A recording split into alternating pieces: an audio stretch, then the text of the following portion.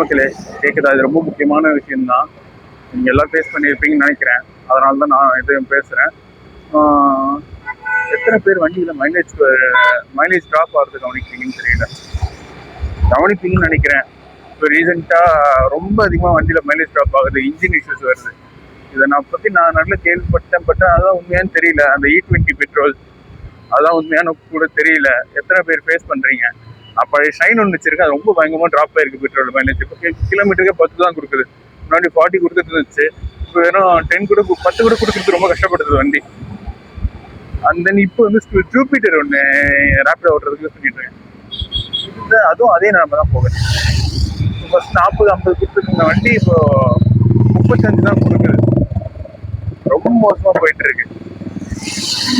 என்ன நினைச்சிட்டு என்ன பண்றாங்கன்னே தெரியல. அவங்களும் போக போக ரொம்ப மோசமாயிட்டு இருக்கு. வேலை தான் கிடைக்க மாட்டேங்குதுன்னு பார்த்தா, இந்த கவர்மெண்டால வேலை தான் அவங்களுக்கு வாங்கி கொடுக்க முடியலன்னு பார்த்தாலும், இந்த நிலைமையில இதையும் இப்படி தள்ளுறானுங்களேன்றதுதான் கவலையா இருக்கு. எத்தனை பேர் ஃபேஸ் பண்ணிருக்கீங்க? இதை பத்தி ஏதாவது உங்களுக்கு ஏதாவது ஒப்பீனியன் இருந்தா கீழே கமெண்ட் பண்ணுங்க. நன்றி மக்களே, அடுத்த வீடியோல சந்திப்போம்.